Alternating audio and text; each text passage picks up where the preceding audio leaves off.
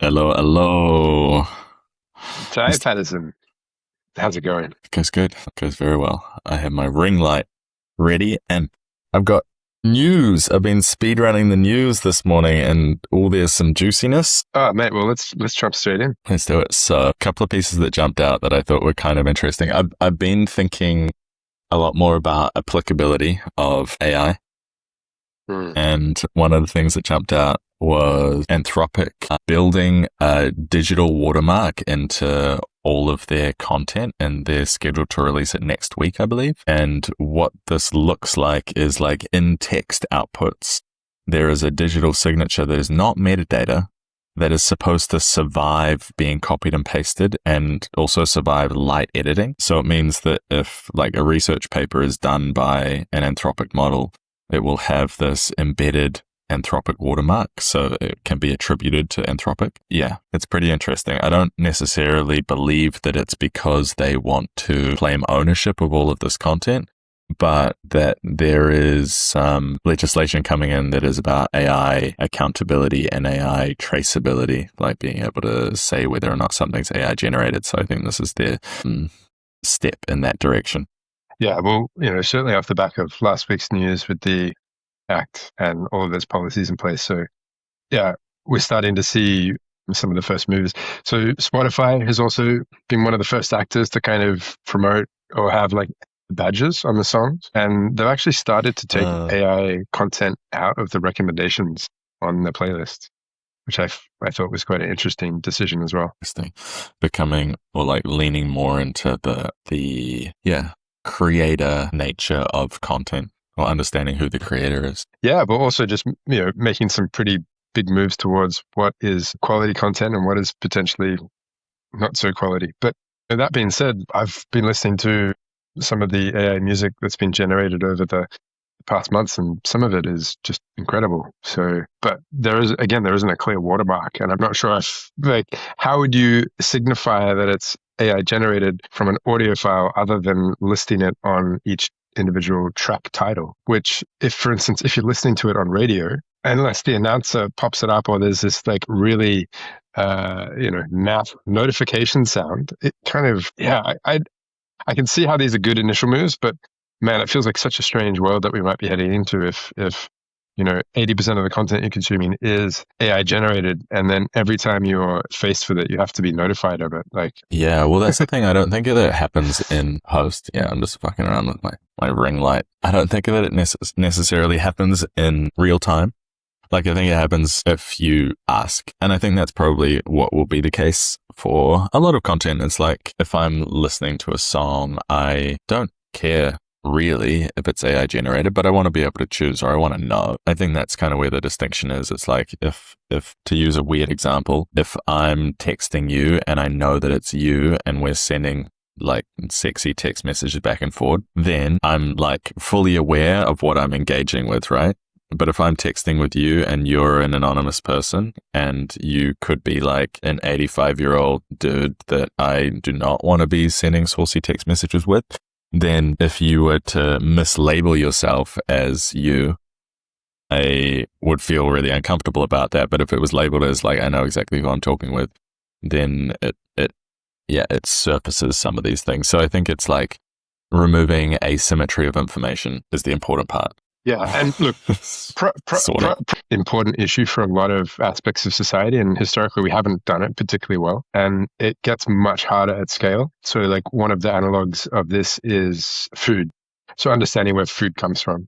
And so obviously, you can have the experience where you go and physically yourself go and you pick something from nature, something from a tree. You could also then go to a local market and trust that the local farmer or the farmer's market has this kind of environment of trust around it. But then as soon as you go to a supermarket, that level of provenance is really obscured. And, there's obviously certain labels and certifications that we've grown into over the years, but still it's a really hard thing to consistently be accurate about. But yeah, I think the That's provenance a good point too. of AI output is a really important thing, and also just like a really hard thing to keep track of. It actually kind of leads a little bit into one of the pieces of news that really jumped out to me this week, and it was the announcement of auto mode. Did you come across auto mode? I'm aware of it, or I've seen it. Can you elaborate? Yeah, so auto mode is Anthropic's move to instead of seeking permission for um, uh, certain actions, the model itself is starting to do it. Because actually, what they found was, I think, what were the figures? Anthropic's system caught 89% of what they would call like dangerous commands, and then the permissions and the prompts side on moving through those. And humans caught about 13, just over 13% of them. So the insight here is really Wow. How much can humans actually accurately provide oversight for different approvals as these models get more and more capable, and shifting that control from individual to more of the system. And then the security thresholds are actually more compounded in auditing the system rather than each permission, which I certainly had early experience with in some of the Hermes harness pieces, because it asks for a lot of permissions. And honestly, like the process of getting asked permission for access to a certain thing, it's hard to know exactly what it's asking access for in a lot of instances. And then by the time you research what it's trying to ask for, it makes things, it exponentially increases the complexity and the time taken to actually get things done. And you get to a point, or at least I certainly got to a point, where you're just like, all right, let's go. Just, approve everything, go for it all, which is like that decision is coming more out of frustration and confusion rather than, deep insight. And that seems to be pretty similar to a lot of people, particularly as they're vibe coding. A lot of this industry has gotten in on good vibes. And if you're vibing at 1 a.m, like you're just of course you're gonna push approve, Yeah. Well, and it's like we've got these tools to go and climb a mountain, and these things are really low stakes, but like you're up there on the mountain and it's like, hey, would you like to use a pickaxe or a shovel? And you're like, well, I don't fucking know. You are the one that is the expert here, so I'm just going to go with whatever it is that you suggest. Like, we're like out in terrain that we're not equipped for or that we're not educated for. And then our guide is this thing that is asking us for decisions. And we're like, well, this is what I think. Like, luckily, a lot of this is really low stakes. But if you are building, it to me says that if we're building like security systems, you should know what you're doing before you go and try and build that. There are certain domains that you can really vibe code in, and there are certain domains that you should probably leave to people who know what permission is being asked for. Because I've had this conversation as well, back and forward with my agents quite a lot, like asking for permission to do something, or like explicitly me saying, hey, it's really annoying that you ask for permission to do all of these things. I actually don't know the answer to most of this. Can you just stop asking for permission and do it? So you already gave auto mode that you're talking about? Yeah. Oh, absolutely. What this news article is talking about is that they're setting auto mode as the default. Yeah. Which is it's cool. It to me speaks to the Anthropic have enough trust in their system, or at least they're saying that it's a better alternative than letting humans do it, and especially than letting humans who don't know what they're doing do it. Yeah. So definitely as a default piece, it definitely feels like a good step. So it'd be interesting to see how many other kind of providers start to move in that similar direction as well, but then still allow users to kind of audit the system in a meaningful way. It's a little bit like, again, an analog would be like the social media age, where you just sign on to these platforms without really knowing what's happening with the content and how money's being made. And then over the years, like over the decades, you start to get more ownership of, you can control this, you can turn this on, you can turn this off, but, a little bit too little, a little bit too late. So hopefully, this industry can be a little bit more on the front foot rather than the back foot. And that's what this move tends to suggest. Any other news pieces from you? Yeah, I had a couple. Cloudflare have this. So Cloudflare, the big cybersecurity company, have this agent-first browser that they've brought out, or that I think has been out for a while, but it's called Kitesurf, and it's built with Rust and WASM, which Rust is a relatively low-level language. And it's interesting because it uses a fraction of the compute of Chrome, and based on May data, in May, agent activity on the internet surpassed human activity on the internet. And this news article was basically saying like, all right, in May this happened, and now we've got companies that are producing agent-first browsers that use a lot less compute. Human activity on the internet is going to be a rounding error. Like in the coming years, we're just like most of the network activity is not going to be done by humans. It's going to be done by intelligent or semi-intelligent agents, all going about their business to do things. I think what it says is, again, what we're talking about with this permissions thing is, or what's jumping out at me is we need human readable intention kind of gates rather than technical gates. Like instead of, oh, can I have permission to do this thing that I would need to research for a long time to figure out what it means? It could be this is the goal. These are the kind of obstacles that I ran into. What do you think the best course of action is based on these criteria? Or like, to have some way to interface with agents that is not purely technical, that is more intent-based, would be a really useful step going forward. And whether or not that is enough, or whether or not like that is a real space, I don't quite know what that looks like, but I do think it's an important interface that we'll have with agents. Because yeah, right now we do like explicit steps on screens. We click buttons, we fill out forms, we put in all the details. I don't think that's necessarily going to be the case. I think it'll be more like, oh, my intention was to apply for a visa for India, and so I did that, and my agent did all of the details, you know? Man, it's huge implications there. Yeah, more agent infrastructure emerging again. Yeah, exactly. How about you? Any other news articles? Yeah, it was actually, so there was a comment this week by Elon Musk to a tweet or a comment on X, and it was FELFTW. And FEL in this case stands for, actually, let me back up. So basically, this past week there were some visual representations of what the Terafab would look like. They've confirmed that its home base will just be outside of Houston, Texas. And this thing will be the largest structure on Earth, the largest built structure on Earth. And the images, if you haven't seen, are quite remarkable. But a few people noticed that at the center of this structure was this kind of circle structure. And there are a few comments asking if that was actually a free electron laser that he was developing there. And he commented back, FELFTW, for the win. So free electric laser for the win. And so basically, this is actually quite significant news in the fact that at the moment, the way chips are produced with in TSMC and what's the European one, ASMR, they use a different technology, and basically free electron lasers have the ability to be 6 times as efficient. But the reason that they have kind of stayed more in these scientific theoretical spaces is the space that's needed and the cost to develop it is way too high.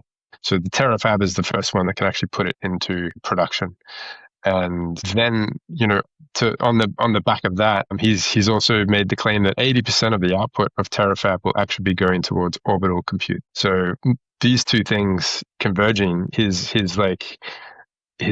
move towards really owning the full stack of physical hardware and chip development, and then setting them up into space, and then running the communications network and basically the Dyson swarm in space. It's just phenomenal. It's just such an incredible vision, but his ability to compile all of the different parts of his empire is really starting to see some convergence here. His ability to understand batteries, his ability to understand rockets, and as he's building the Terafab, they had a earnings call last week as well, and he was basically saying that chips factories, it's not like building rockets. So it's not rocket science here. So the fact that he's building rockets, he's actually looking at chip manufacturing as a much simpler problem to solve. So man, it's going to be really fascinating what this Terafab eventuates at in the next couple of years. Yeah. The vertical integration of these pieces is pretty insane. Yeah. The rockets, the satellites, the chips, the light source, and the AI, like all of these things become just incredible, but also like potentially a single source of failure as well. So if like one aspect of that system somehow gets corrupted, there's no reason it all couldn't in a way. So does this full stack bring resiliency, or does it actually have some brittle aspects to it as well? Time will tell on that one. It's, again, just the scale of the vision is incredible. There's the saying that don't bet against Elon. It seems to be a pretty sage advice on this. Interesting. It's I mean, there are a lot of assumptions, right, that a lot of these things will work, and also there is some track record that says that like a lot of this is in place in a not concrete way, but that there is precedent here for it to work.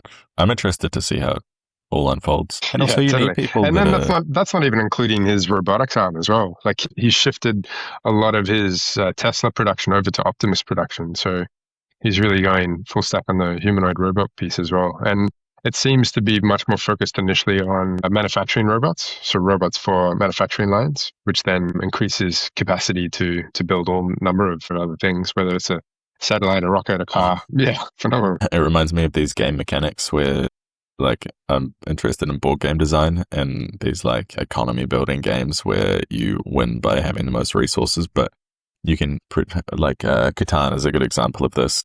You can like spend resources on resource production assets, or you can spend resources on gaining points. And the strategy of creating more resource production is often, or at least in the long run, is more beneficial. And creating the capacity to build more is a long game, and also something that Elon seems to be in for. I have many opinions on this, but maybe we can move on to next topic, which is I have actually one more piece of news, which actually, sorry. So I got one more piece of news that really jumped out to me this week, which I actually haven't had time to go into deeply, but it does draw another line in the sand, which I think is compelling. But Mark Zuckerberg released a manifesto on superintelligence, published. Basically, the thesis of it is distribute superintelligence to everyone. And then off the back of that, he meta shipped 1 billion parameter local agent model that runs on a single GPU. And so, backing up what they were previously exploring with Olama, and they've kind of been quite quiet since. I mean, they released Spark recently, but so this is Meta's Muse Glimmer. And again, I haven't played with it just yet, but again, it's quite indicative of which way they're headed. And, one of the caveats on this is that the White House has excluded open weight models from voluntary safety testing. So while they've got these frontier labs like Anthropic and OpenAI that are going more closed, and they're kind of beholden to the White House's security testing, these open weight models aren't at all. So, like, that tension there, I think we're gonna see some breaking points in the months ahead for sure. And just so I'm clear, the intention of the White House's like voluntary safety submission testing process, safety testing, is that they want to be able to screen models before they go out, but the open weight ones. And I'm asking this as a question because I don't quite understand. And the open weight ones don't need to be screened because they are open weight? Yeah, basically. Is that right? So the White House is inviting frontier labs. They're basically singled out a handful in the US, obviously. And they've said, look, this is voluntary safety testing before you release this to the public. And the idea is that they go through the safety testing. They are allowed to share these models with, kind of vetted industry members initially to see if it passes, and then they can open it up to the public. Whereas, open weight models at this point, once they're released, they're released. And then there's a difference between kind of open weight and then open model. So, but we're seeing a lot of the open weight models then opening up to open source as well. So so that you can run them locally on-prem. You could then like do whatever you want with them. So fascinating landscape. It's crazy. All right, I got one more piece of news here. So Stanford and Arc Institute have a model called Evo 2, and last week, I believe this happened last week. This is a very recent piece of news. It designed and completed working viral genomes. So it created 300 bacteriophage designs, and 16 of those became functional viruses capable of killing E. coli. So phage is something that eats, and that jumped out at me because like these wouldn't infect humans, but they would be interesting for like antibiotic, for killing bacteria that is resistant to antibiotics. And it also jumps out as being like a massive biosecurity potential risk. Just like this is what all of these models that like Fable is known for, essentially downgrading people or saying, hey, you can't talk about this topic if it has anything to do with biology or if it has anything to do with potential biological warfare. And this seems like it plays in that realm. And it's the first thing that I've read about. I know that it's around, but it's the first thing that I've read about that it has produced working biology specific kind of information. So I thought that that was a pretty, it like touches on this, how does AI interface with the real world and like what is it actually producing, or how is it actually kind of changing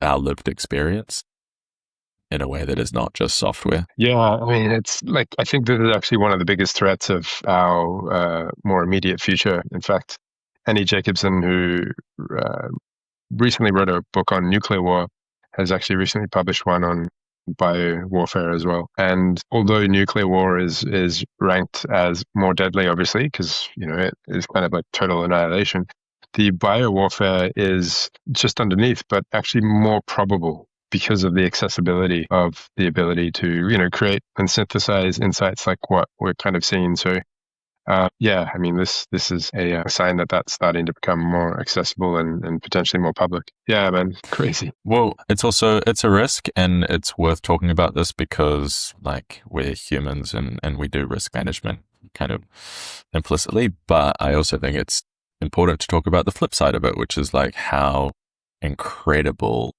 the technology is and how it could open up kind of fields for tapping into our biology in ways that we haven't imagined or that we haven't properly explored. Like it seems like the first things that we touch on, hopefully, or often, are like the risk mitigation factors, and then the things that we can really like expand into, and the stories that we need to be telling are like, what is the optimistic future here, and in what directions could we eat, could we explore, could we research that are not to do with survival, that are to do with thrival. Thrival kind of sounds a little bit like an STD, but I like what you did.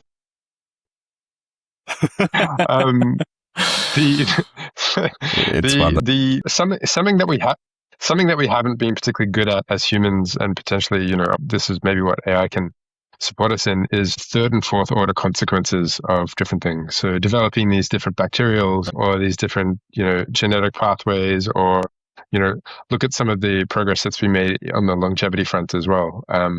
The third and fourth order consequences of that for 8 billion people worldwide is huge. So having some support to manage that I think goes a long way. And yeah, again, the upside of this is there's a lot more people working on the positive and the security side of this than those that are working on the harmful kind of warfare side of it. So it's still a very unbalanced terrain towards the positive. However, the tools do seem to be becoming quite widely available, and then it doesn't necessarily take a lot for something to be released, and then it's kind of hard to contain. Having some experience with pandemics and epidemics, not only going through SARS, obviously, but I did work at a biotech firm in Hong Kong after SARS. So I did learn quite a lot about pandemics and epidemics in particular, and the ability to control them quickly is one of the most important things. So, the ability to respond within 24 hours of a release and kind of contain it in a meaningful way goes a long way. One of the things that makes that really hard is if that information is obscured in a way. So like COVID, for instance, it was kind of months before we actually really understood what was going on. And at that point, you couldn't contain it. It was kind of global. So yeah. I'd say the other thing that's kind of working against us is global governments and medical professions worked so poorly at the last pandemic. I think the next one is going to be faced with some like pretty tense cultural and social pushback as well. So the compliance might not be as good, so the outcome might actually end up being worse. So yeah, but anyway, let's not go into doom and gloom hour. That's not part of one of the sections.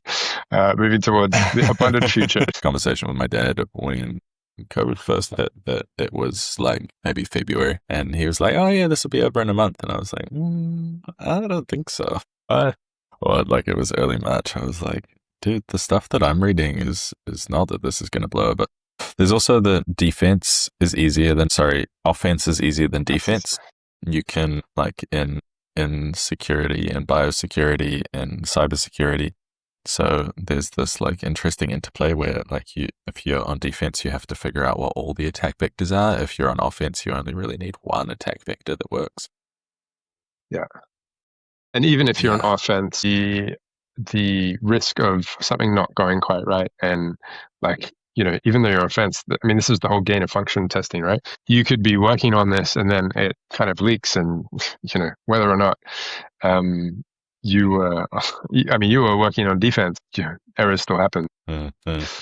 Yeah. So I actually have a bit of Longview news today. I was browsing longview.org and it's a very special day today, August the 12th. There is a solar eclipse over Europe, and there's a New York Times article on the Longview, and the original title read, "Live updates in Europe, the total solar eclipse is only hours away." And then the rewrite of the title is, "Solar eclipse over Europe continues ancient pattern of cosmic spectacle that once terrified but now delights." And I kind of love that. I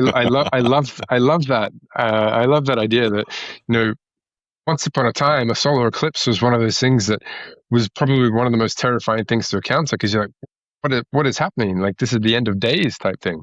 And then you could just imagine all of the religious sermons on how the things are turning. So our ability to be terrified by one thing and then delighted by it in another age, I'd like to hope that these things that we were even just talking about moments ago end up being those things that we somehow end up getting delighted by in the future. Another pandemic, how delightful. More information makes us more delighted. More information makes us safer. More information makes us more equipped. More information is applicable as long as the information is transformed into usable knowledge, or as long as I don't quite know what that pipeline is. Information becomes knowledge, becomes wisdom as it gets distilled, and then it becomes applied. It makes us more equipped to experience the world in a way that works for us. Hell yeah. I like that reframe. Very special day. It's also Wednesday. Yeah, huh? That's it. I mean, Wednesdays are just good days. Big fan of Wednesday.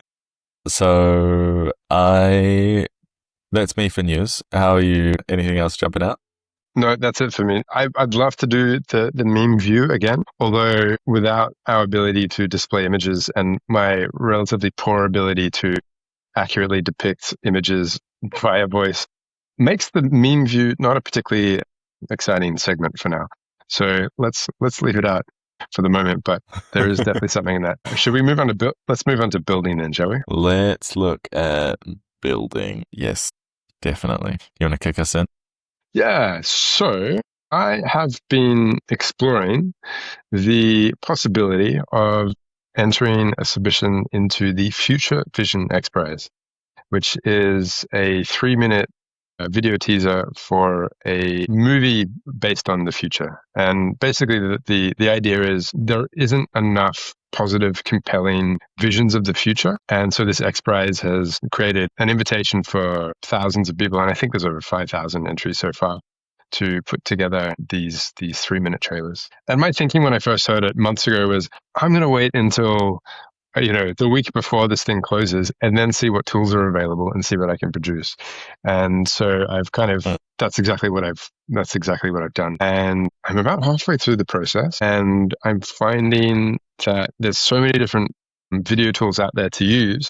But actually what I ended up working with, at least in this instance, was a system called DaVinci, which aggregates a bunch of the different models. So you can do video, you can do image, you can do all the different models across them, and there seems to be some kind of consistency across. But I have to admit, I'm outside of my wheelhouse here.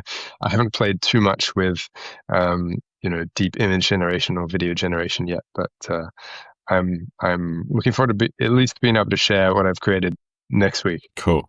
Hell yeah. Do you have any ideas for what you want this trailer to look like? What story you want to tell? I do. So the idea or the vision of the future is, and again, I only recently started watching Star Trek. I actually got introduced to it during the pandemic, and through that process, I kind of watched a lot of it, and I was surprised at how, I had an aversion to it growing up. I'm like, nah, that's for dorks and nerds, and that's not me. But then, actually watching the show, it's one of the few shows that really positions the characters around this idea of exploration. Not everything's about conflict. Star Wars is very much about conflict and conflict in relationships, conflict in personal story, conflict in the global story. Whereas Star Trek is much more about exploration. And I fundamentally believe that humans are very curious by nature. Kind of maybe a precursor to something like Star Trek is an ocean vessel that I'm calling Kinship One, and the idea is basically it's a ship that invites a bunch of different people that have figured out an aspect of the future, and invites them onto one ship together to help evenly distribute it. So this idea that the future's already here, it's just not evenly distributed. And then so what would a seafaring vessel that can travel to different corners of the world and invite in different people who have figured out an aspect of the future, but then also create a space both on the ship and then bring things on shore to showcase what's actually possible. And these would be things that, are very physically technical. So it could be like bioengineering, it could be bioluminescence as lighting systems, but it could also be technologies around different social structures and cultural structures as well. Different mediums of building, different materials. There's a whole bunch of incredible emerging technology, and obviously that's only going to be accelerated through AI. And then so the Kinship One, everywhere it goes, it would help facilitate partnerships and help take this kind of open source landscape that works really well digitally and apply it more physically. So the prime directive of Kinship One is really to open source ideas and to evenly distribute them in the physical world. So that's the broad piece of it. I really love that vision. The Kinship One, does it have, is there a minimum viable crew for the Kinship One? Like if you were 2 people, maybe that's too small, or is it what's the, what's the minimum crew? What's the maximum in your mind right now? And this can obviously change. This kind of works around 150 people. So there's a boat there's a boat called the World, and basically someone retrofitted an old cruise liner that had 3,000 beds and converted it into a full-time residency with nice 2-3 bedroom spaces for 150 people. And so the World travels around the world, but they don't travel all the time. They'll do 3 months in Asia, and then they'll go, all right, 3 months east coast of the States, and then they'll go, all right, 3 months in Africa. And so they don't actually move that much, but when they do, they take much longer in each place. And then everywhere they go, they invite people on. But basically, the world is full of high net worth individuals. And I thought, how much more interesting would it be is instead of just high net worth individuals, it was, people that have figured out the future. And I'm also just super interested to see what would happen if you brought these people together under one roof in a vessel. And as they traveled, what else emerges from this space? And for me, it's kind of this initial spirit of what the Starship Enterprise is about, but just on a world scale, on our scale. I'm so fascinated to see how a ship like this might inform a different township or a smaller city, and what infrastructure, what insights, what partnerships, what relationships could be nurtured in a relatively short period of time. Let's say 3 months in each place or in each port, and leave behind a significant difference. But yeah, I think around the 150 mark is a good place to start, but potentially it could scale up for sure. I love that vision and all the different paths taken to get there. Cool. So building. I am essentially doing research, and I'm really interested in this space that is the wealth transfer and the knowledge transfer. And some of the pieces of data that jumped out at me recently is that there's about $60 billion worth of small businesses that's going to change hands over the next 20 years in the US. These are American stats because America has a lot of stats. The United States has a lot of statistics.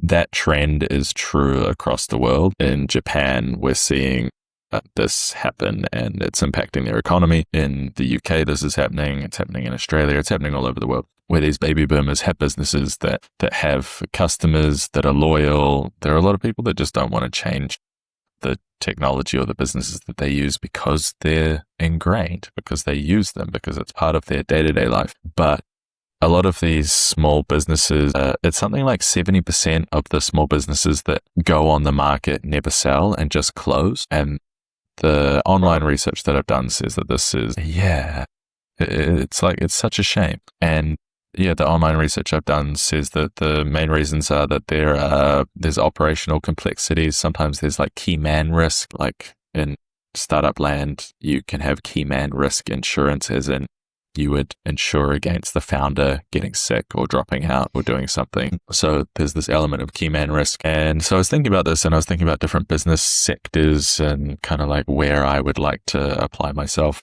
and decided to go and do a bunch of primary research, just walk into businesses and talk to owners, talk to staff, talk to people, and get that intellectual information and also get the information of like what it feels like to be in different types of businesses.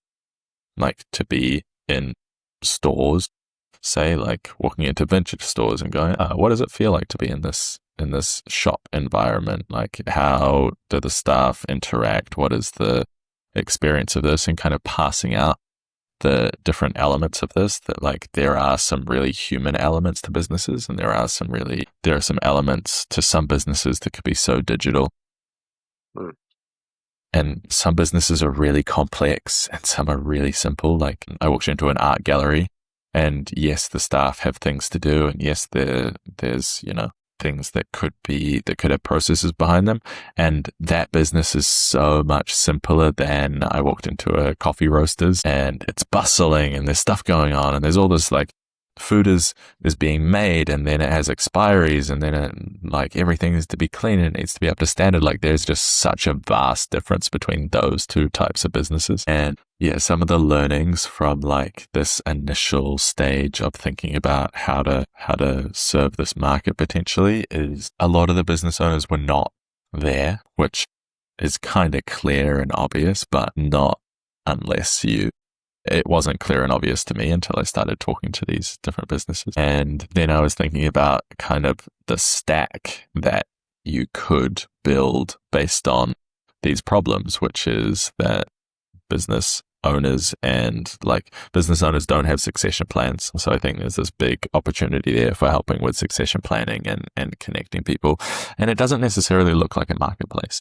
Like maybe a different piece of content. I was having a conversation with one guy who was a part owner in a vintage store, and he started talking about the history of fashion and how a size medium in the 40s was different to a size medium in the 50s and 60s and the 70s, and how like people started having different diets, like eating more protein, which made them taller, which meant that like the garments change over decades. And it made me realize that he was telling stories about his small business, and that there is this distinction between like building a product that is devoid of story and building something that is really simple that taps into like human nature, which is like you could have a product that's a marketplace for small businesses being sold, or you could have a product that is where you interview small business owners and get them to tell the story of how they started the business and what the vision is for it and kind of what the ethos is.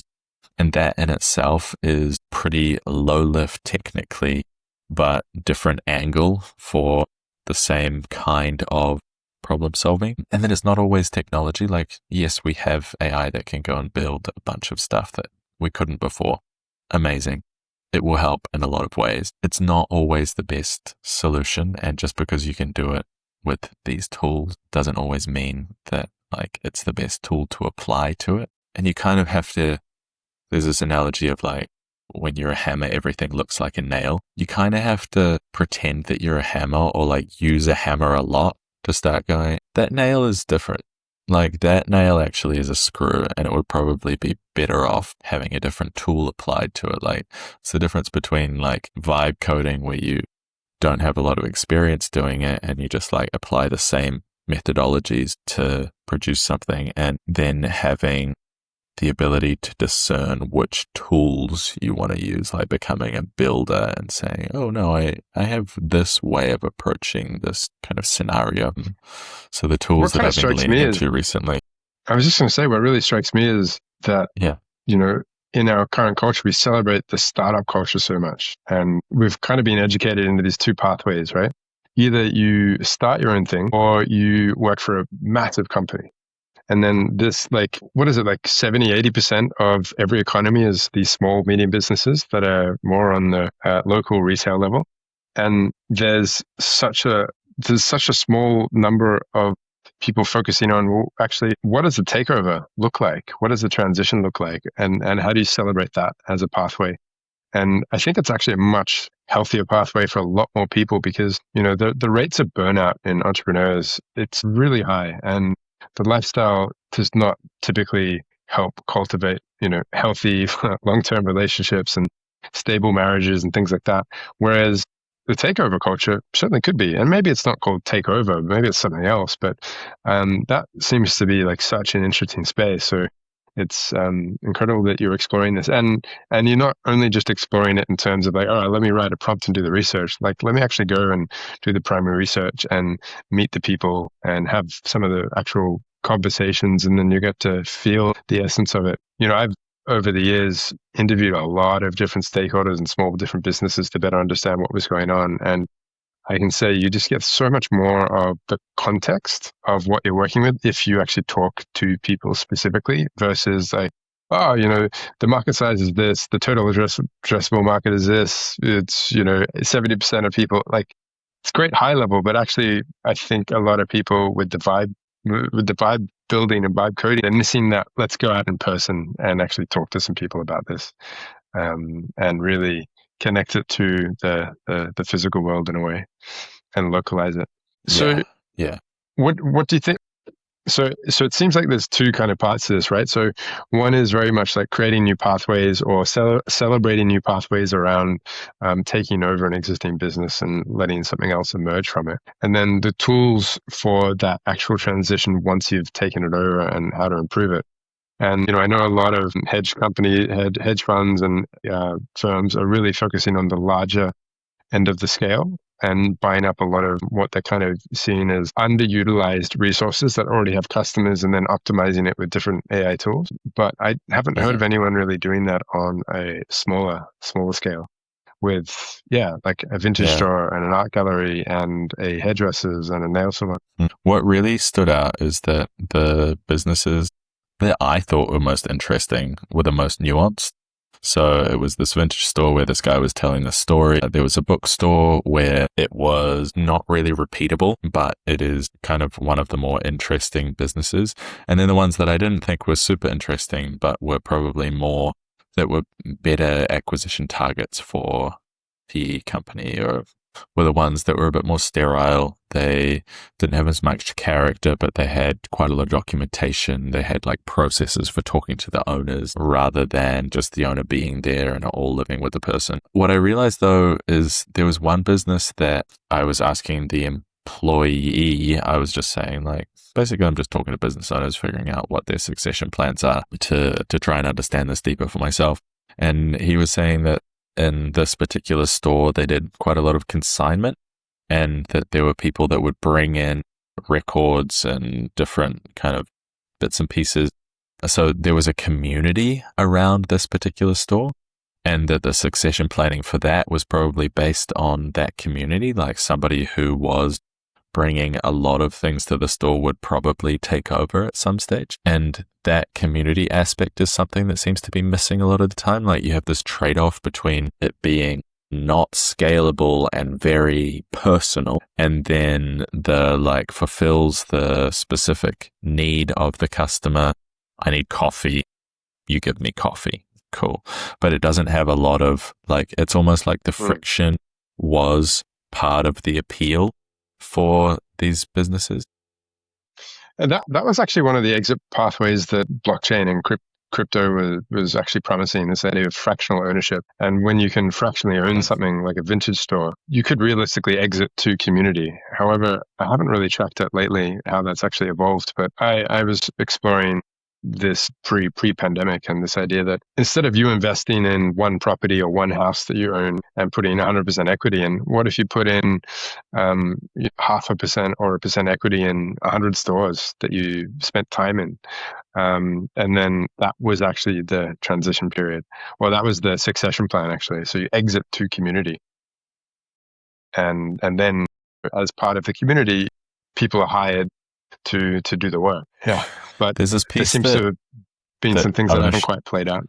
Yeah. Well, the friction that I see is that ownership and operations are very, very linked in the world, because to put your identity in something in ownership, you want it to run really well.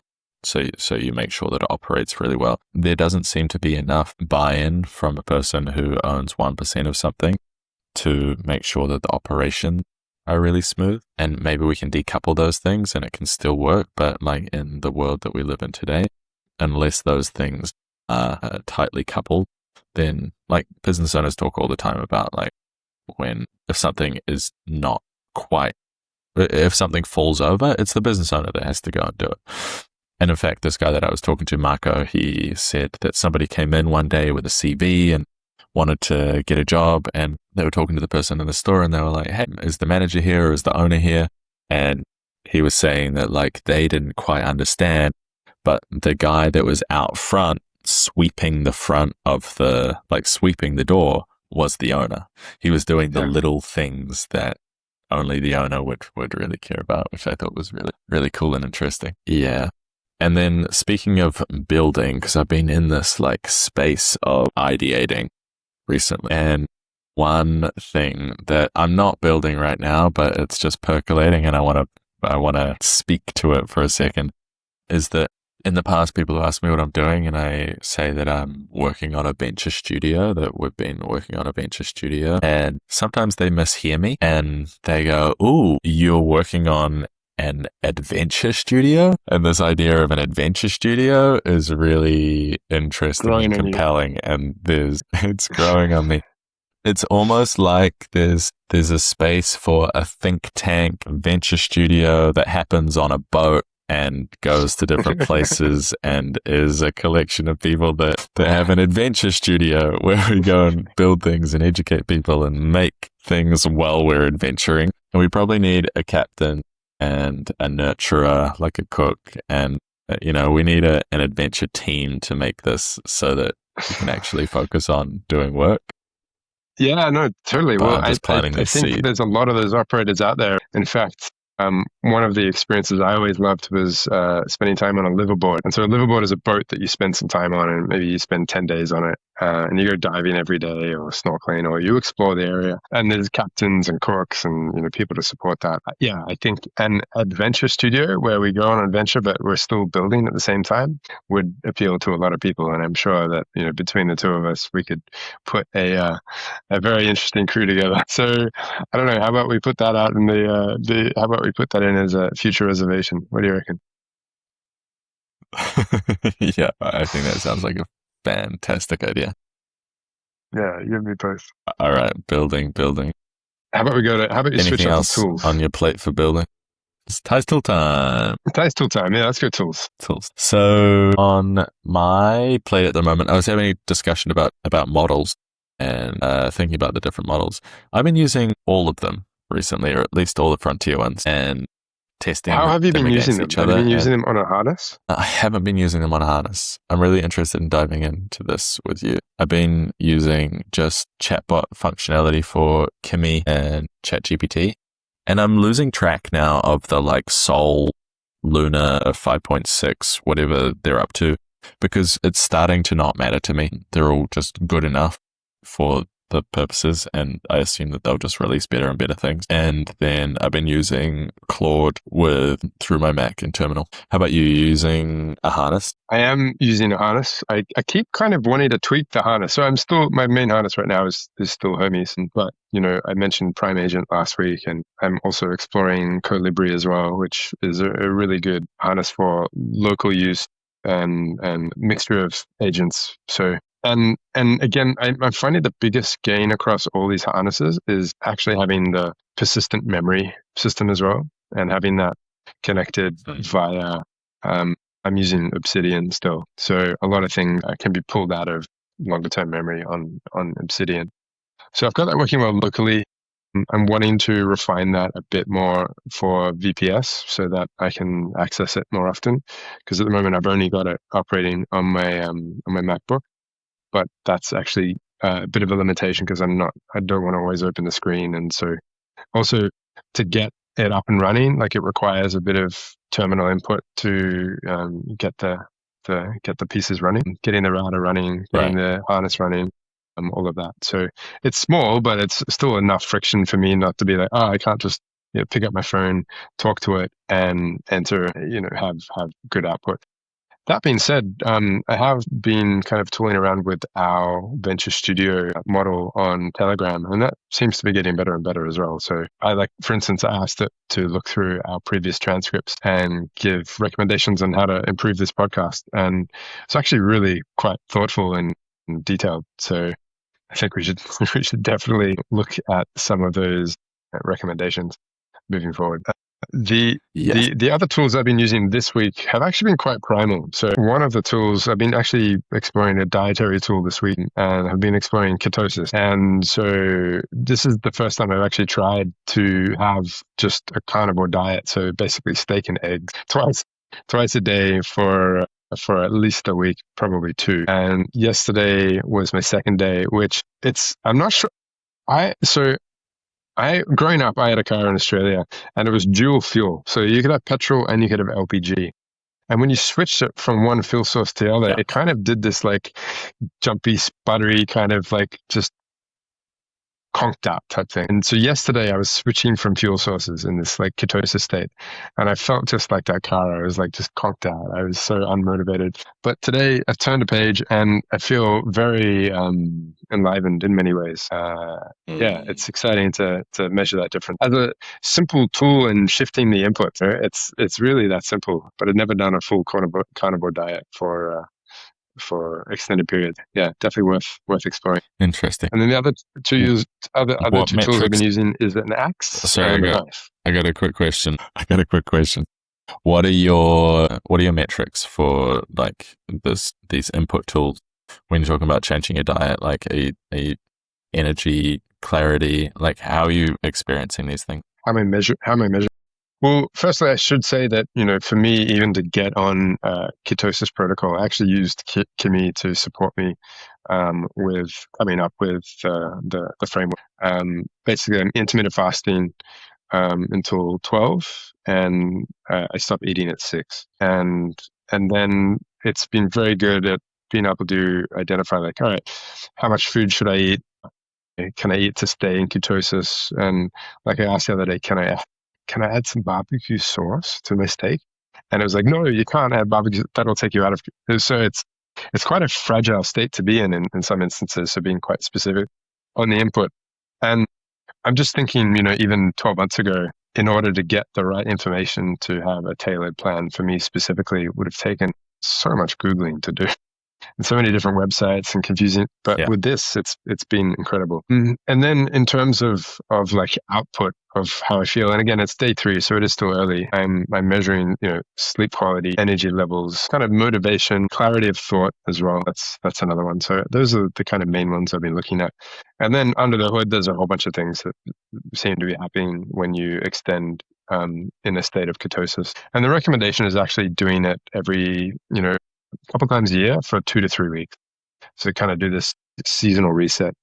I've done long-ish fast, and it changes the outputs, changes your mental state. Yeah. Okay. Axe and knife. Simple Yes, tools. axe and knife. Man, I tell you what, there's just something about an axe. It is just such an incredible tool.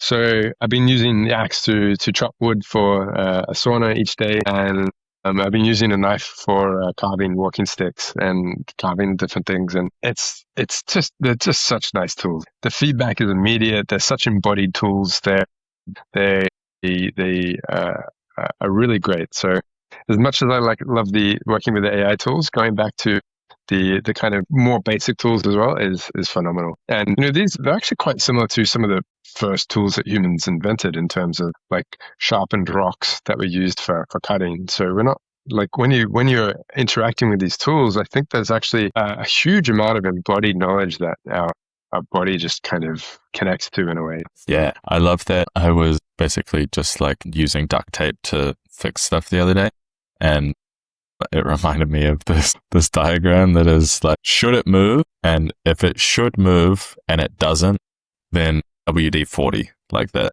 spray oil lubricant stuff. Yeah. And then if it's like, should it move? No, it shouldn't move, but it does. Duct tape. It's like the two ends like of the spectrum. Yeah, it's such simple stuff. It's like, all right, should it be cut down? Yes. All right, X. Should it not be cut down? No. Okay, let's bind it with something. Let's like use a different. But we sometimes have these tools that like get so complex, and then when you bring it back to the simplicity of it, like I was talking to someone about they were using this platform Zillow for getting real estate listings. They like needed distribution, and Zillow charged something like 40% to brokers, which is massive, and brokers don't like using Zillow. Yeah, it's crazy. They've done that. They've captured a huge amount of the market. Now they own all of the deal flow for these brokers, and then they can charge whatever they want, essentially. So we were talking about it, and we were talking about like different tech tools that we could build, and then they had like a really big audience on Instagram, and I was like, well, what you need is distribution. And the like simplest tool for this is make a video, like speak to a camera and be like, hey, this is the structure of a deal that I'm willing to give to anybody that brings me this stuff. And maybe there's complaints and like regulatory things that it has to be from a particular person who has a particular license, whatever it is. But the point being that what Zillow is providing is distribution, and through Instagram, through Instagram and the audience, this person has distribution. So the tool there can just be a message. It doesn't need to be like some complicated thing where you like harness all of the bits. Like I'm thinking about AI harnesses. Like, yeah, sometimes guidelines are really good. Sometimes all you need is like a direct line to the outcome and knowing what outcome you want and being able to communicate it really effectively. Yeah, it's a really tricky market though, because not all distribution is obviously equal, right? So the thing with something like Zillow is, it's going to an audience that is actively looking versus, sending it to your Instagram. Like, what percentage of your following might be actively looking for the thing that you are trying to sell? And of course, there's networks, like it could be passed on, but again, like that's a pretty big if but. And given the complexity and the amount of noise and attention grabbing behavior, it's increasingly unlikely to happen in a lot of instances unless it becomes a big meme and is shared thousands of times. And then that also then feels like potentially a waste of an audience as well, because like, oh man, I used it for one deal, I could have used it for all deals. But then again, like, how do people keep coming back? So yeah, there is something about actually how marketplaces do really support, but I mean 40%, that is just ridiculous. Yeah. It's criminal, right?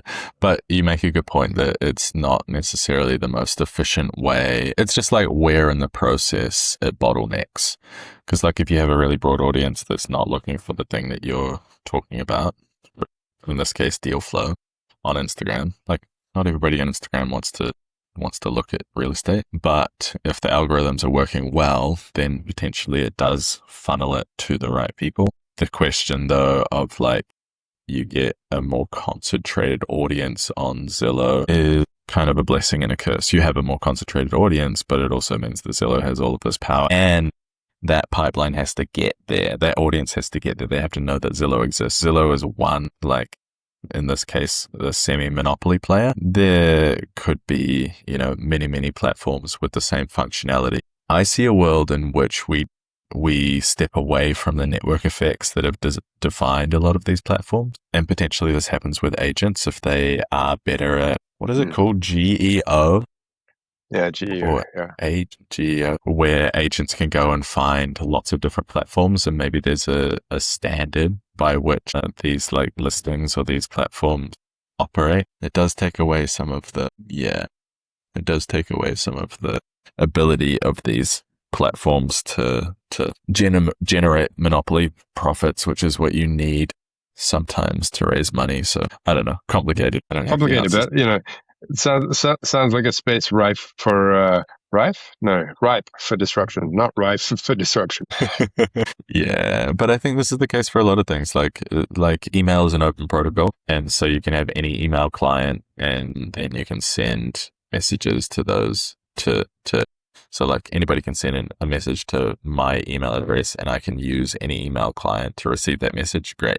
Social platforms have these they're walled gardens at the moment. I would like to see a world in which the walls drop and you can still have interaction like this, but in a consuming it in a way that you choose. And maybe there's a couple of layers there that are like translation layers between different things. Yeah, and I wonder how much of it will be done ethically or just like in more of a hacking kind of way. It's like the paywalls behind all of the research academic papers, and then someone basically figured out a way to hack them all and just publish them all. And that's what a lot of academics go to as a source of research now, and not these kind of paid gardens. Anyway, we'll I'm see. interested though in the weights of like how many people access it through the pirated version versus the authentic version, because I think a lot of people pay for credibility, and you're still going to have a lot of like we have verified this credibility stamps on things, which I think people are willing to pay for. Like you can go to YouTube and you can get an MBA, or you can go and get an MBA through some institution. And if you're intelligent enough to teach yourself the MBA stuff from YouTube, then you can do it through YouTube. You know, there's all sorts of ways. There's different ways to skin a cat, shall we say? There are indeed. The last tool that I'd like to actually explore, and I've been looking into it a little bit, but in fact, I think this is something that we could actually spend some time focusing on in the next weeks to great effect, is this idea of the agentic operating system. So this is kind of a step above the harness. In fact, there's even meta harnesses as well, but I won't go into that this time. But the agentic operating system basically takes maybe a couple of your harnesses and have them in your own designed dashboard and interface. So for instance, with our Venture Studio, we could actually design and implement an agentic operating system where both of us can access it, or we can invite different clients in to access different aspects of it and still input into it. And it goes into our kind of the models that support our studio, and then it goes into our knowledge base as it accumulates as well. But I've been looking into that as a way to combine a bunch of the models and the tools and skills and knowledge in a meaningful way. And the agentic operating system seems to be one worth investing some time and energy into. Yeah, I like that. Is it hosted somewhere? Yeah. So we would probably host it on a VPS or locally, or actually probably a little bit of both, right? Basically, you could run it we could run it locally on both of our machines, and it would sync up, whenever we turn it on, type thing, or connect it to the internet, or maybe it would sync up once a day or once a week or whatever time period makes sense. Okay, interesting. TBE. Yeah, exactly. To be explored. Rabbit hole. Give me your best. Wow. Yeah, I like this rendition of it. I've been just finding myself in a nice kind of forested, sauna-based, like quite simple, basic, primal rabbit hole, and I've been enjoying it. I will say, yesterday, as I was in that kind of switching fuel sources, ketosis phase, I was in this kind of weird rabbit hole of like, no, nothing is going to work, nothing, and I got in a bit of a loop around that, which I have to admit doesn't happen too often, and it was really interesting to notice it as I was going through a shift in input. I was like, really, so much of your cognitive function is actually impacted by your environment and your input. And so, but it was still fascinating to notice myself getting stuck in that kind of downward negative rabbit hole spiral. Yeah. Yeah, interesting. I experienced a similar thing recently. I mean, two parts to this. I've been in I don't know what we call it, a reverse rabbit hole, and it's getting stronger and stronger. This vortex is getting stronger and stronger. That's like, how could things not work? How could it, like, of course it works. Of course it's going to work. The thing that I noticed the other day is that I started to get into this little rabbit hole of just feeling like I was drained and couldn't do things.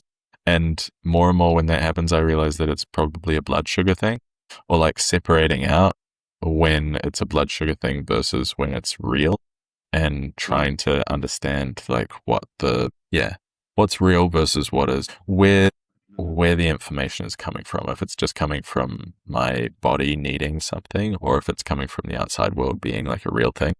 And what I find is, as long as I continue to resource myself, the things that are coming from the outside world are so solvable. They're so figure outable. So yeah, the kind of, they're calling it the in spiral, as in the inspiration spiral. Brilliant. The in spiral. Yeah. Got it. I think that definitely goes part of your stable system, not your nervous system, the stable system. Yeah, the in spiral is definitely part of the system. The in spiral. As far as kind of thinking rabbit holes, definitely in this. Or I went into one the other day that was about what you do to give back to the world versus what you do for joy, or like what you do for money versus what you do because it's intrinsically valuable. And sometimes this has overlap. And I think if you are able to figure out how those two things overlap, that's really fantastic. If you can't figure out that overlap, then at least for me, there's this tension between the two. So I've been kind of going into this rabbit hole of what is the way that I want to give back, and how is that like working or not working for me, and that rabbit hole of like it being an intellectual rabbit hole versus it being a felt experience of, oh, this is what this feels good. And so a lot of like the conversations I was having the other day when I was walking to businesses is like, oh, what does it feel like to be inside this environment right now? And not doing it as an intellectual exercise, but instead doing it as a felt exercise, because feeling is such a human element. You know? I actually did hear a beautiful comment from Elizabeth Gilbert the other day, and she was talking about how, you know, as a writer and a lot of creatives, they kind of talk a lot about how ideas find them, and how, you know, when ideas find you, it's very easy to find yourself in a rabbit hole with that idea and looping in on it. And her advice, which I've practiced a little bit, but I need to practice a bit more, but is to be quite demanding of those ideas when they come and find you. You're like, well, all right, thanks for coming, but can you prove that you're actually worth doing? Like, can you, like, why should I prioritize you as an idea as opposed to the other three ideas that I already have kind of in my field right now? And actually just being quite pitch me. Kind of, like, you know, you got to, pitch me, exactly. Like, come on. And to be able to do that kind of cognitively, I think can definitely be applied to, you know, the more academic or thinking-based rabbit holes we find ourselves in as well. Let's go, oh, actually, no, why am I stuck? Like, all right, I need to pitch this. Or can you pitch to me why this is actually worth doing? And with these agentic tools, it's actually really quite easy to switch into that mode quite quickly, just to validate the path that you're on in some meaningful way. So, you know, for instance, I did get stuck in a rabbit hole earlier today around designing this vessel. And I was like, all right, I want to spend 15 minutes on this, and I'll just use the best one that comes up. And then I found myself down, you know, all these different rabbit holes, and like, well, actually, what's realistic? And I'm actually that important. So I ended up with something that I feel very happy with. But there was some rabbit hole in there. But I was quick enough to kind of pull myself out of it. And actually, part of it was one of the prompts that came back from the whole setup was the agent said, hey, you know, you've got a set of these images you needed to produce that then are turned into videos, but with the images, don't get stuck. Like after 5 or 6 versions, just pick the best one and maybe refine that once more, and then that's it. And it's actually a really good positive constraint in a lot of creative work. All right, I'm going to do 3 different directions. I'm going to pick one direction. I'm going to do 1 or 2 variations on that, and then that's it. Whatever comes out is good enough. Yeah, absolutely. I've also been, this is fascinating that you bring this up because, oh man, there are like 3 or 4 threads here that I'm trying to pull at the same time. Let me slow down.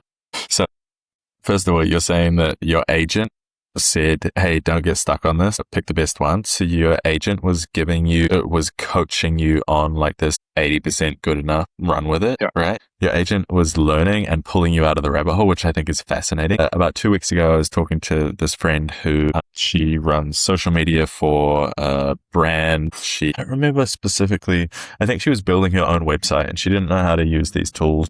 Or like she was new to using these tools. And what she said is that a couple of times her Claude told her to just go to bed. It was like, look, we've been troubleshooting this for an hour. You're tired? Go to bed. We'll come back to it tomorrow. It's like, wow, that is capability that I haven't seen.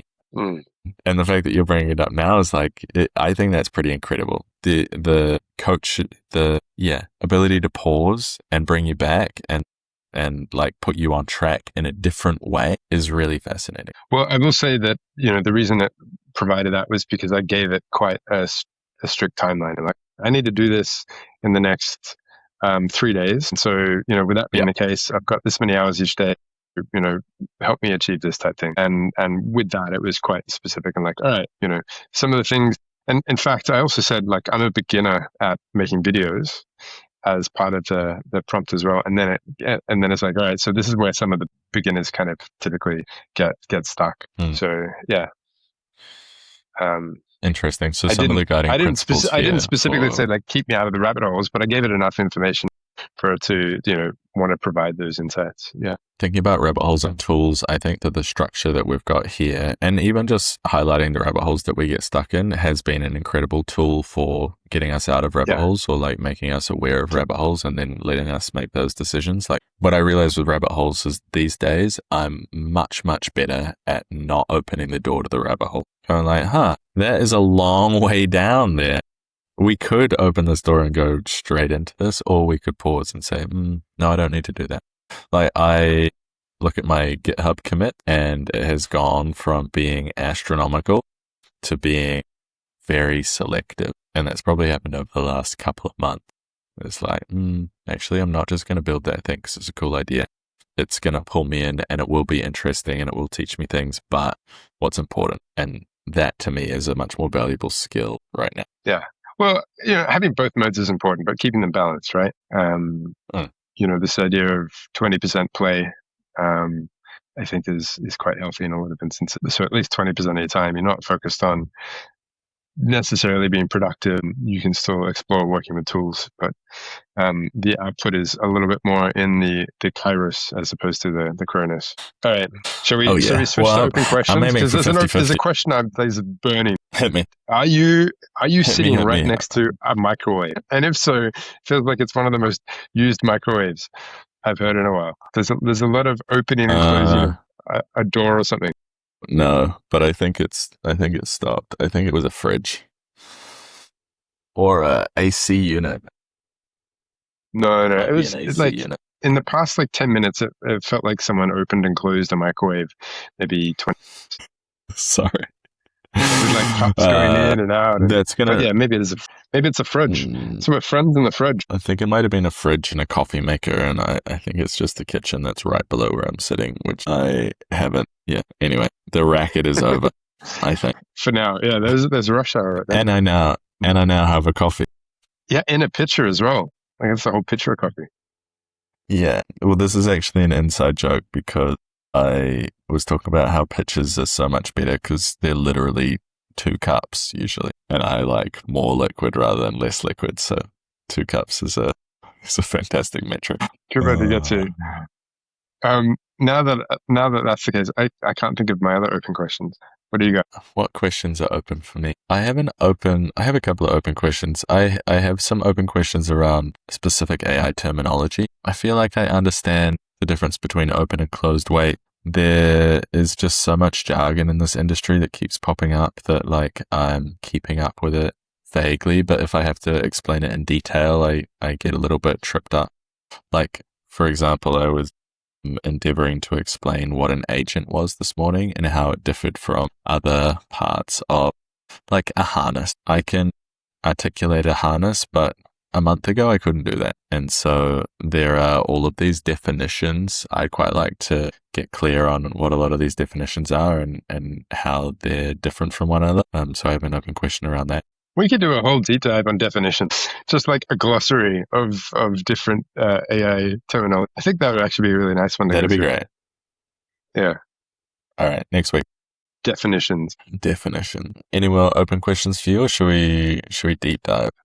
I still have a little bit of an open question around like where to be physically while all of this is happening. And when I say all of this, I mean more of the AI piece. I'm like, where do you physically position yourself over the next, 12 to 18 months as these different things kind of emerge and grow? And, I was listening to the Moonshots podcast the other week, and they were talking about, something like 70% of Americans aren't pro AI, and 80% of the Chinese are pro AI.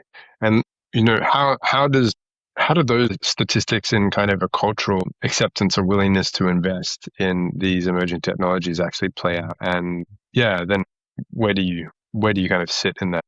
I keep having this vision of this wave, and where do you position yourself so you get a good ride on this wave? And I still see it as a wave that if you ride it well and effectively and with the right people as well, you end up just in such a beautiful sense of abundance in so many ways. And if you mistime it or completely miss it or, end up being like drowned by it, it could be a really tough road in the next kind of 10, 15 years. Bit of an open question. No real answer. I got some answers to part of that open question. Okay. If you want my opinion on this part. Yeah, of course. I kind of please. see it as three distinct. I think 3 is the right number. Let's see as we go through. Okay, so there's the like physical location, governance, distribution of affluence that comes from this AI wave. That is the lagging part of it. So that determines to me, all right, which country are you in? How is the country distributing resources based on all of this stuff? Are they pro AI, and are we going to benefit from this? Is it an uplift? And that's relative to every other country. So that's like the rising tide aspect of it. Yeah. And I think that rising tide will be different in different geographies. I think that Europe's lagging a little bit. I think that the US is in a really good technical position, but that the tide won't necessarily rise equally, uniformly or across the world, yeah. and evenly, and also in the US. You think that China's in a really good position to both benefit from the technology and benefit from people being on board with the wave? So that's like one. That's the base layer to me, and I think that that's kind of lagging. I think that that's government driven. I think that that's probably, I don't know. When we talk about regulation, I like to think 10 years is a good timeline for like government to catch up. With this tech, it's going to have to be faster, maybe 5 years, whatever. For all intents and purposes, kind of irrelevant, except for where you choose to base yourself. I think that there's an element of the wave that we are catching, and physical location means that you might be a little bit ahead of the curve on this wave, but those locations are Silicon Valley. I think that the AI wave there is a couple of months ahead of most other places in the US and most other places in the world. Then there's like, are you tapped in to what's happening, and are you using the tools, and are you talking to people that are also doing this and that are like kind of keeping up with this? Yeah. And that it doesn't matter where you are as long as you're tapped in. So I think that is kind of where you and I are both at, is like moving and being in this ecosystem. I kind of like, I disagree on a few things, and like, you can point at San Fran and be like, all right, they're a couple months ahead, but also a lot of the big financial resources being invested directly in Silicon Valley. So the bigger conversations are happening there. The bigger visions are kind of being executed there in so many ways. That being said, obviously, to have great effect and impact on the industry, you don't necessarily need all those resources. Actually, what we're kind of starting to see is the teams with less resources are actually doing a lot more. And there's obviously distributed teams as well. But there is something, I think, to be said by actually having enough physical presence with enough people that are also actively building and have the time and space to be doing this. And yeah, having spent the last few months in Europe, I'm not feeling particularly connected to a particularly like ambitious group. I'm on a few like WhatsApp chats that are specifically about builders, but there's only so much you'll ever get with that level of connectivity and input. I think more physically being in the space is the way to go. I think art just brings us back to the adventure studio, and part of and also like you talk about building on the wave, like on the supersonic tsunami, like actually have an adventure studio that as you're building, you are going on adventures throughout the world as well, and you are connecting to a broad set of case studies and people that are not just what you might experience in one part of the world, which is arguably how and where these different models and technologies should ideally be built from, a much broader perspective, not Chinese, not American, not like one nationality in particular, but, really a global perspective. Perhaps the reason it's a bit of an open question for me is because it's not necessarily one place in particular. It's multiple, or it's with a group of people that move through multiple places. Yeah. Yeah. Okay. Interesting.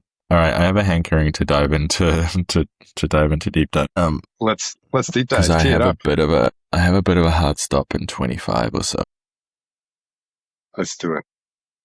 So, deep dive today on convergence and divergence. And to set the stage for this, these are like pretty broad concepts, and you could go into, you could apply this to anything. And it's also a false dichotomy to say that like the world is either this way or this way, but it's a framework for thinking about things. So convergence being the going into and finding a singular right answer or decision, and divergence being going out from where you are, expanding a view, expanding your resource or your source's reach. And specifically, I've been thinking about this in how we go into problems and what is the best direction to go in based on where you are. So figuring out where you are in the world, I think the world is a very messy place. Generally, I think most of the time we don't really know where we are in a lot of processes, but like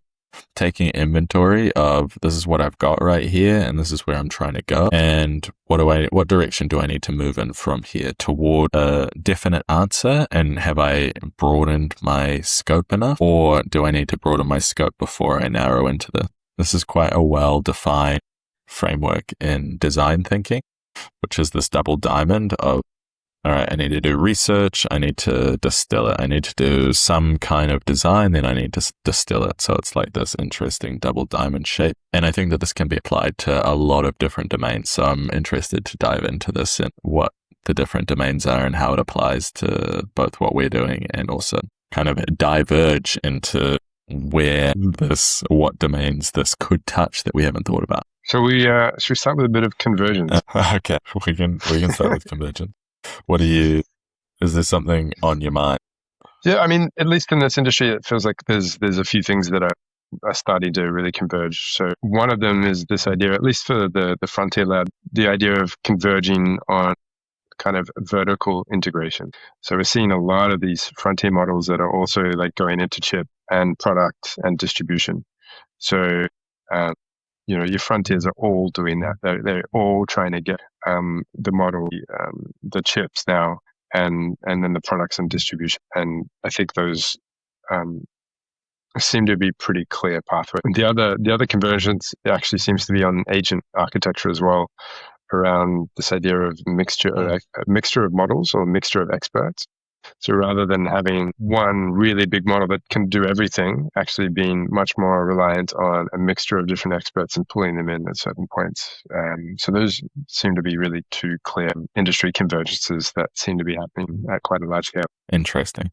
So what's jumping out at me is that one of the clear wins for convergence, or why things converge, is convergence tells you about a truth in the world. If the same thing is happening from a lot of different disparate angles, locations and it's converging on the same thing, then it kind of points to a truth. So I think that definitely vertical integration, all of these companies are going, all right, where is the value being captured here? And it's either value maximization or it's risk management, because there's also a lot of conversation about, these models are great, but they become commodities at some stage. And how do you capture the value from all of these users? And there's an astronomical investment in this AI infrastructure. So making sure that there's some return on that. The convergence piece there seems pretty obvious. I like these converging factors. Convergence that I'm seeing from kind of builders in the space is that people are endeavoring to find locations or groups or sources of truth. There's an attempt to converge on specific tool and to find the right answer for this stuff. But I think it's actually a false spot or a false convergence, because we're still in a phase of everything being built out, and actually we're in this trap of trying to converge too early. I think in this case, before this wave has fully kind of crested, in that we're still building things out. This model architecture is an interesting thing to talk about, the convergence of all of these things coming into the mixture of agents. And there are all of these spaces that have not yet been explored to their fullest extent. We're just moving really, really quickly into this, but the spaces that I have been reading about is maybe LLMs are the right kind of architecture for this. Maybe they're just one piece of it. Maybe there are other pieces that are not yet there, and it's moving at such a pace that I think like world models, the reason large language models. Exactly. Yeah. Well, and why this is interesting, I think, is because there are lots of events that are happening. If we talk about a Kairos, there are lots of events that are happening that in the past, that many events happening, regardless of the time period, would be enough to say, all right, we've diverged enough. Now we need to converge into a right answer. Now there are the same number of events happening at there are power laws to this. So the leaps that we did in the last century, they're talking about will be the same as the leaps that happen in the next year. So I think that there's kind of this history. What is it? History doesn't repeat, but it does rhyme. It's it rhymes, but the rapper is getting faster. And so there's this weird thing that's happening in our brain, which is all of these events are happening. We need to figure out what the right answer is, but actually maybe holding some space for letting this be a little bit messier, letting it be divergent, at least in the way that this tech is being developed. There is value there. There seems to be a bit of a convergence around the quality of a lot of the models as well, at least in terms of the general intelligence that most everyday user could use, right? So the ability to interface with Kimi versus Open versus Anthropic Claude for general everyday questions and prompts, the way that you might use Google, for instance, seems to be getting to a bit of a plateau. And I think this is when we start to see a bit of from the convergence and this kind of what most people need access for. And then I think we see a divergence again based on, very specific use cases and very specific, probably smaller language models that are very highly tuned for very specific niches and kind of forms of intelligence. Super curious to see where that starts to take as this general intelligence kind of plateaus a little bit. And then, even though the general intelligence may be plateauing, its ability to be applied to different instances and basically be distributed through different industries like that, there's still going to be a long tail of. So even if we just stop development on any new model, it would take decades for some of the unique products and insights to emerge from even what we just have today. So that kind of convergence creates this divergent output. Yeah, a couple of points to make here. These models are, transformer models, are convergent by nature. They take all of this data and they distill it down into the most likely answer based on all of this data, which is, it's interesting to recognize this property of what this is, because it's not divergent in nature. And when I think about divergence, I think about creativity and I think about exploration, and like where these tools will continue to evolve and continue to change. But if you just take the transformer models and you say, all right, this is the thing, this is the genesis point, and then we're going to go and apply it to all of these different things. To me, that is a divergent activity. And all right, we have the hammer tool, drill, whatever. We have this tool that we're going to go and apply to things. And that ability to figure out where it applies is where there's a lot of exploration and also like application to the real world, like beautiful work to be done. Is not to ask the model, hey, how can you fix these things in the world? Instead, it's to understand what it's capable of, and then go and find the problems yourself and apply it to my microwave is back at it. Barking microwave there. All right. Anything else in convergence? I feel like we've slowly managed to get through to divergence anyway. Any other points on convergence? A couple of points to make in convergence, because I've been thinking about this a lot. Convergence is not a natural state of the world. Divergence is, and convergence takes time and effort. And I find this to be true in my writing. And when I compare my writing to somebody who's a professional, is that I can write in a divergent fashion. I can write words and phrases, and I can figure out, like, I can explain something off the top of my head, right? And then the being able to distill ideas down and put structure around them is what a lot of institutions do. It's what a lot of universities do. It's what a lot of academics do when they do research, is they diverge into the world and they find all of the data and then they converge to an answer. And in the convergence of all of the kind of research that people have done and all of these answers that they come up with, there is a ton of value in doing that, and it takes effort. And so, yeah, understanding that or exploring that as a truth to me is quite interesting, that like the nature of the world is to diverge into chaos, and then the task of a lot of humans is to try and make sense of the nonsense. Yeah, it also strikes me that there's probably an element of scale at work here. So if you look at a certain set of things at a certain scale, it looks like convergence. And then if you look at it at another scale, it looks like divergence. So there seems to be something on that. And that's maybe more of a universal, law of nature type thing. But as you're talking about it, I just keep thinking about, when you zoom in on a microscope and something, and, sometimes the patterns look so elegant and in harmony, and then you keep going and it's just like super fragmented, and it's like it's potentially just a matter of scale. And if you apply that to even what we're talking about here, it's like, all right, where do things converge and they kind of harmonize, and then where do they kind of go back out again? But I like that. I really like that insight on this idea that when things do converge, there seems to be some level of kind of truth to some extent. Truth is subjective and it's time bound, right? Like it does change, and yeah. So one truth in one area is not necessarily the truth in the other. And so, I think a really good measure of that is for kind of divergent thinking between the open and the closed. Like that's a very clear divergent pathway here at the moment. The Americans are largely focused on the closed, and the Chinese are largely focused on the open.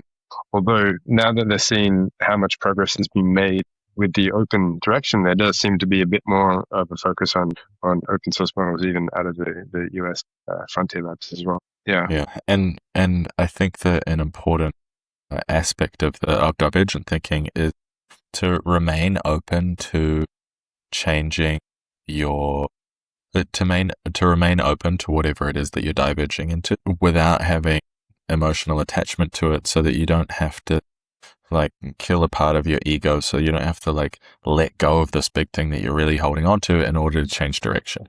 Because the whole intention of divergent thinking is to explore different things. Like it's very scientific in nature, and I think emotions have like a real place in the world, but when it comes to exploration and trying to understand what's going on, it's not useful. So like remaining open to like all of the different iterations of it, to use this example, like seeing that open weight models are working in that they are creating this plethora of companies that are doing really well and that are like all exchanging ideas. It's the Medici effect. It's the people coming and having conversations and applying different ideas together in different ways to get different outputs, to get different outcomes. Are there other insights or other pieces that come up for you when we think about divergence?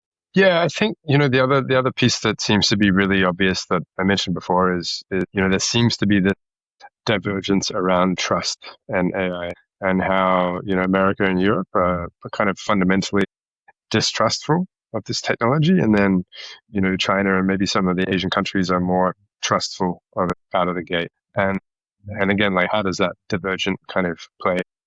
I'd say broadly speaking, for me, the insights are, there seems to be a convergence on both the architecture and the infrastructure of this industry. And there seems to be a divergence on the philosophy and governance of it as this emerges, which, again, divergent is actually the healthy instance in this case. So I think having both approaches that kind of keep each other in balance is a really, really important part of it. In fact, for healthy ecosystems, you typically want as much divergence as possible.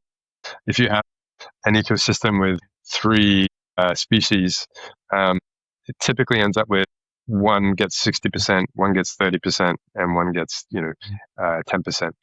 Whereas if you have 11 species in an ecosystem, they all keep each other balanced, and it's much more harmonious in a way. So actually, the more diversity and the more divergence, the healthier the overall system ends up being. So yeah, and health in this case is resilience, right? Yeah, health is resilience of the overall system.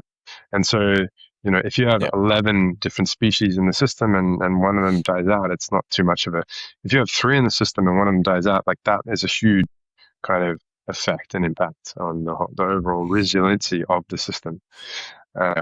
What's also coming through for me when we talk about divergence and this cultural aspect of it is that it's completely understandable that there is divergence here, because there's a huge unknown, and the huge unknown is I talked about the 3 waves earlier. The third wave that I didn't explicitly mention is the tidal wave. The tidal wave. Yeah. No, I decided it wasn't the point to bring it in, but it's the tidal wave that could be these founders talk about like 20%, 25% probability of an extinction event from AI. Like, that is a massive unknown. It's bigger than any other threat to humanity. And that number is pulled out of people, out of thin air, out of research, out of whatever.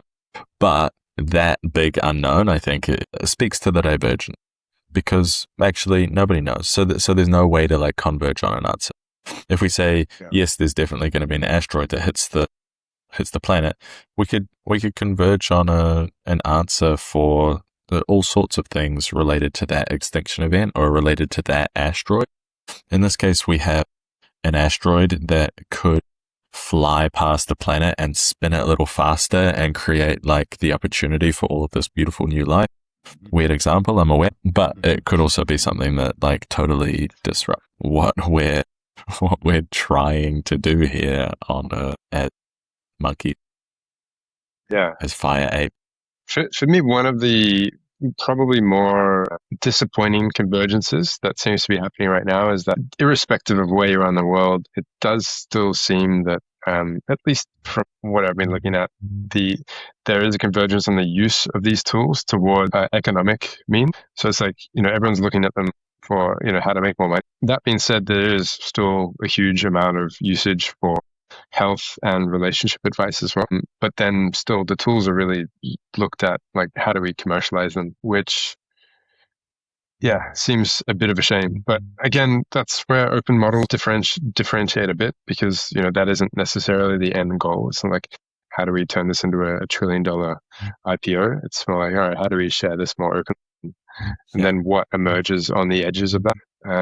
But still, the convergence around how we use these tools, again, if we're looking at this from the perspective of we are the first and only generation to parent these AI technologies, the fact that we are still so commercially focused, feels like a bit of a shortcoming. Maybe a really good use of this tech is to explore scenarios in which we don't live in a post-capitalist society or late-stage capitalism. Like, people talk about capitalism a lot and late-stage capitalism, and we put a lot of resource and focus and attention on that. But something that I firmly believe is that we need better alternatives to incumbents in order to switch. And that's the case in businesses. And it's also the case in like lifestyle design. And so it's like, all right, well, I don't want to live in like one location. What's the alternative? Oh, the alternative is that I can travel around a bunch. That's not an ideal alternative. What other alternatives are there? And so maybe using these tools to tackle some of these problems, which is like, what is the setup of the world, and how do all of the elements that are currently at play in our society kind of fit into or morph into something that has all of the benefits that we currently have, the luxury and the like status that people feel and all of these things, but not organized in the way that we currently have it organized. And then what's the path to get there? Like, that'd be a pretty fun and interesting piece of work to do. Yeah, well, and to build and explore, right? Now, I'm mindful of your hard Somebody got to stop. do it. So, shall we? Is there anything else you want to bring into convergence and divergence for now?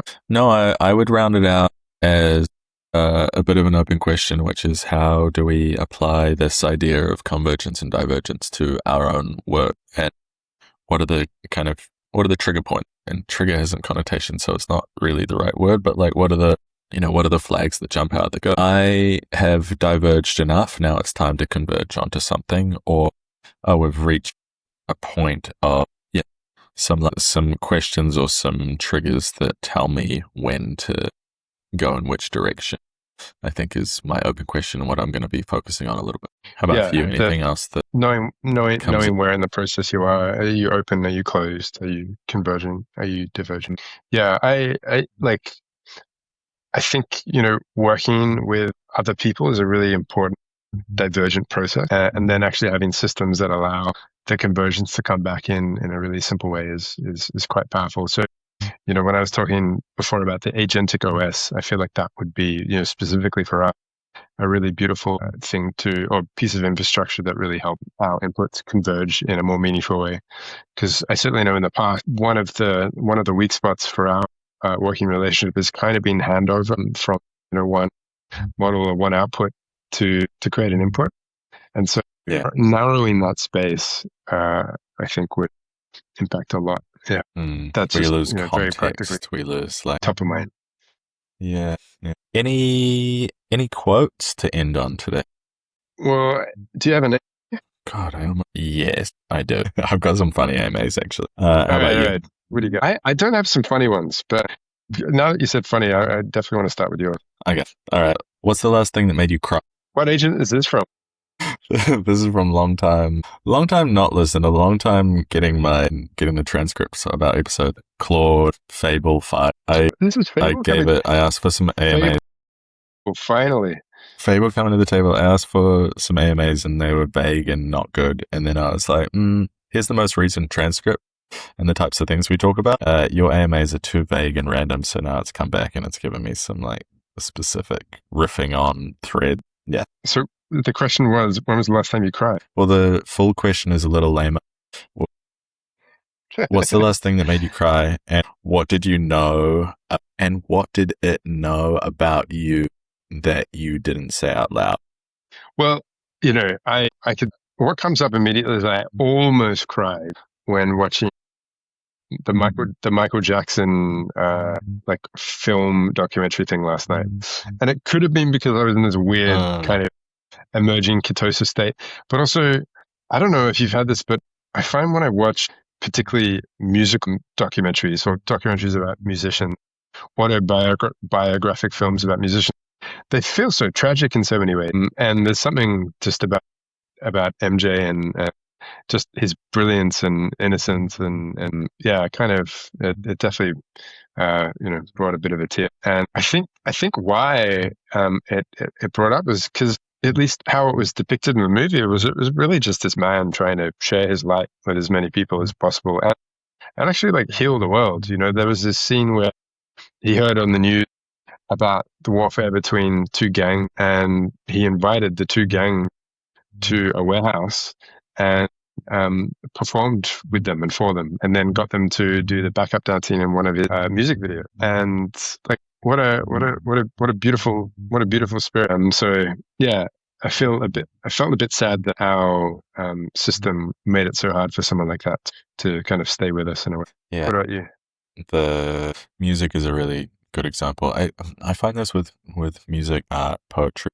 The last thing that made me cry was a poem, and it really touched me, and it made me realize that there are very different realms of existence, at least in my experience. There, and we merge them, and we like don't necessarily see the separation of different things. But I'm really experiencing this recently, where the realms that are emotional, the artistic, the anytime that I'm dancing, music, poetry, film to a certain extent, they touch these emotional parts that are huge parts of me. And that realm is something that technology and AI specifically don't necessarily have a place in my life. Like, I would choose to have the emotional realm touched by people rather than touched by technology. I don't desire that relationship with the tech. And there's a certain, there's hardship and there's struggle and there's tension, and that is what makes that emotional realm so compelling, is that we have all of these aspects of it. And then there's the logistical elements of the world and of life. And those things, I think, can definitely be automated and definitely be dealt with by technology. So, like, I'm starting to see this, like, crying thing as kind of I've been calling it the tie test. Like, if I write something or if I read something that makes me cry, I'm like, oh, okay, cool. That passes the test. And I cry pretty easily. But there's like some distinction there between, what realm does this fall into? And am I happy to have that fulfilled by a piece of technology? And understanding the distinction between the two. So, all right. So if AI can do in 10 years what took developing economies a century, does that close the global gap or just create a new dependency on foreign AI? So let's say you're a developing country and you're kind of getting dependent on overseas AI systems, and you're integrating them into every system that you work with within your economy, both politically, economically, and socially. And then that piece is then pulled away. I have a pretty clear answer to that. Depends on what you build and what you build into it. You can choose to build dependencies. I can choose to start relying on coffee and to want it every day. And in that choice, I am deciding to rely on coffee. And that's a dependency that I build into my ecosystem. If I choose to use a technology to build systems that don't rely on the technology, that's a different choice. I think it'd be smart to build both. I think with AI, we have the capacity to diversify this a little bit, to build systems that are both like AI independent and AI dependent. So it makes sense to me that we could build systems that don't rely on this. I also think of it from an energy perspective. We have this like blip of fossil fuels that is like a massive uplift from an energy standpoint. And we right now have the ability to build systems that are survivable without that. We have to choose to do that. Yeah. I think that's a really, really important point, to invest in the things that kind of future-proof our societies while we have access to the relatively affordable, abundant energy source. I would agree with you. And then also, like, I see how on like a national scale, it can be quite easy for politicians to make certain deals that kind of wire you into, an agreement that isn't necessarily in the long-term interest of everyone, which, is kind of how politics works in general. We see that with lots of infrastructure deals that have been done over the past 100 years. I guess potentially the one saving grace with this is that the systems themselves may be able to reduce the downstream negative effects of that over the longer term. So, and then again, particularly when you're working with open source pieces, it's different. Yeah, well, and it also depends what you have in view when you're designing these things, right? Whether or not you have the long view, or a lot of this is based on short range politics, which is just a critique politics or current politics. Yeah, cool. Open question. All right, brother, do you have a quote finished, or should we use the one that's on your back wall there? I kind of like it. Uh, For those that can't, it's for those that can't see what has been a poster on the wall behind Ty this whole episode. Read: provoke your own illumination. Set yourself on fire. I like that one. The other one that I don't know if you can see it, it's up here. Yes, So, you can see that. Jesus would slap the shit out of you. Yeah. Appreciate it. I like the first one. I appreciate them both though, and they're both probably quite accurate in many ways. Yes, sir. All right, brother. Pleasure as always. All right. Until next It's week. been a pleasure. Until next time.